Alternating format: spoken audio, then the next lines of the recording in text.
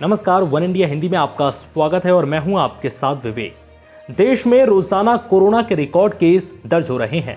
पिछले 24 घंटे के दौरान देश भर में 2,73,810 नए कोरोना के मामले सामने आए। इस बीच कई राज्यों से मेडिकल ऑक्सीजन की भारी कमी की शिकायतें भी आ रही हैं।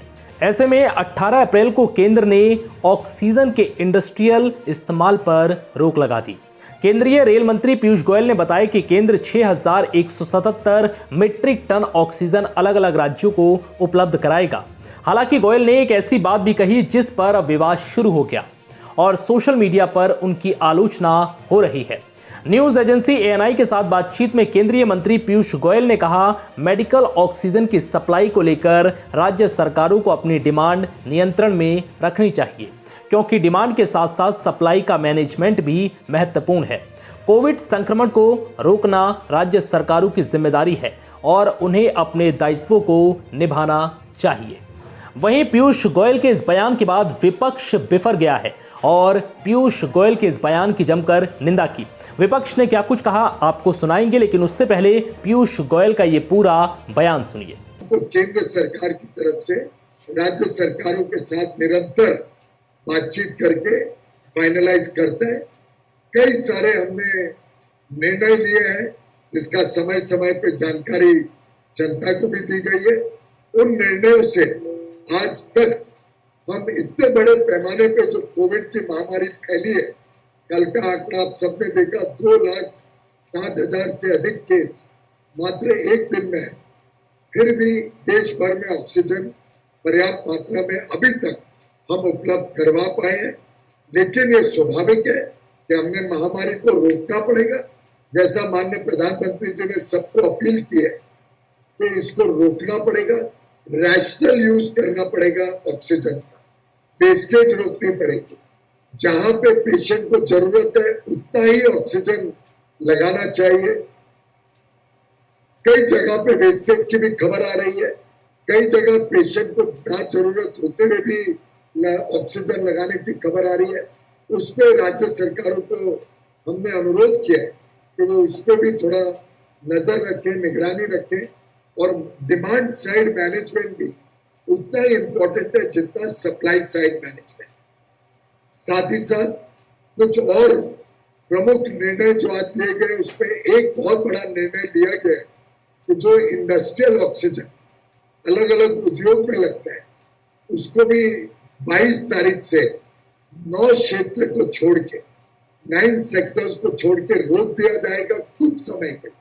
ये एक टेम्पररी मेजर है जब तक कोविड की महामारी पे हम काबू ना पा पाए और पर्याप्त मात्रा में मेडिकल ऑक्सीजन लोगों को उपलब्ध हो, अस्पतालों में उपलब्ध हो। उसके लिए 9 सेक्टर्स को छोड़ के, और ये 9 सेक्टर्स इसेंशियल या कंटिन्यूअस प्रोसेस इंडस्ट्रीज है, जैसे दवाई बनाने वाली कंपनियां या वैक्सीन बनाने वाली कंपनियां या पेट्रोलियम की रिफाइनरीज या कंटिन्यूअस प्रोसेस इंडस्ट्रीज जैसे स्टील प्लांट्स है या वाटर ट्रीटमेंट प्लांट्स आज देश में बहुत जरूरी काम करते हैं। ऑक्सीजन सिलेंडर बनाने वाले जो प्लांट्स हैं उनको रोका नहीं जाएगा। ऐसे जो प्रोसेस इंडस्ट्रीज इसेंशियल है एकदम या कंटिन्यूअस प्रोसेस है, उनको छोड़ के बाकी सबका ऑक्सीजन मेडिकल सप्लाई में 22 तारीख से डाइवर्ट किया जाएगा। इसके अलावा हमने राज्य सरकारों को भी अनुरोध किया है कि और अलग अलग कदम उठाएं जिससे रैशनल यूज हो ऑक्सीजन का, और अपना वो एयर सेपरेटर यूनिट्स भी लगाएं, अस्पतालों को भी सेल्फ सफिशिएंट आत्मनिर्भर बनाए। और इसके लिए केंद्र की जो स्वास्थ्य मंत्रालय है वो निरंतर राज्य सरकारों के साथ बातचीत कर रही है। एक और अहम फैसला लिया गया माननीय प्रधानमंत्री नरेंद्र मोदी जी के मार्गदर्शन और निर्देश पर, जिसमें रेल मंत्रालय ने अब ऑक्सीजन सिलेंडर्स अथवा टैंकर्स को रेलवे के द्वारा पहुंचाने का काम भी शुरू करने का निर्णय ले लिया है। सिलेंडर्स तो तुरंत शुरू कर दिए गए।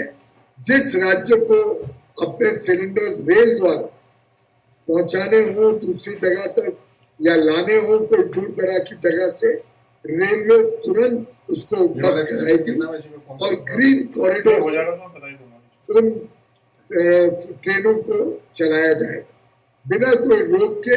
हाई स्पीड पे ये फ्रेट ट्रेन्स को अपने गंतव्य स्थान तक पहुंचाया जाए। इसी प्रकार से लिक्विड ऑक्सीजन को भी पहुंचाने के लिए हमने मिलिट्री के जो वैगन्स है, जिन वैगन्स पे मिलिट्री के ट्रक्स टैंकर्स वगैरह को पहुंचाए जाते हैं, उन वैगन्स को इस्तेमाल करते हुए निर्णय लिया है कि जो 3.3 मीटर हाइट तक के टैंकर्स, यानी बहुत बड़े टैंकर्स नहीं जा पाएंगे क्योंकि पुराने जमाने के रोड ओवर ब्रिजेस वगैरह एक हाइट रिस्ट्रिक्शन कर देते, जिसके कारण बहुत बड़े टैंकर्स तो रेलवे में नहीं जा पाएंगे। कुछ 100 साल पुराने रोड ओवर ब्रिजेस वगैरह ऑब्स्ट्रक्शन क्रिएट कर देते। पर 3.3 मीटर हाइट के टैंकर्स रेलवे से तेज गति से हम लिक्विड ऑक्सीजन के साथ अलग अलग राज्यों में पहुंचा पाएंगे। राजस्थान के मुख्यमंत्री अशोक गहलोत ने कहा कि वो पीयूष गोयल के इस असंवेदनशील बयान की निंदा करते हैं। गहलोत ने ट्विटर पर लिखा, राज्य सरकारों को ऑक्सीजन अस्पतालों में भर्ती मरीजों के लिए चाहिए, अपने निजी इस्तेमाल के लिए नहीं। पूर्व केंद्रीय मंत्री और कांग्रेस के नेता जयराम रमेश ने तंज कसते हुए कहा, संक्रमण को फैलने से रोकना राज्यों का काम है, जबकि क्रेडिट लेना पीएम का अधिकार है। सीपीआईएम के आधिकारिक ट्विटर हैंडल पर लिखा कि क्या मंत्री मरीजों से अपनी सांस को सीमित करने के लिए कह रहे हैं या वो बस मर जाएं? पार्टी ने इसे आपराधिक बेरहमी करार दिया है। कांग्रेस के नेता मनीष तिवारी ने पीयूष गोयल से कहा कि जिम्मेदारी से इस तरह भागना नैतिक रूप से घृणास्पद है।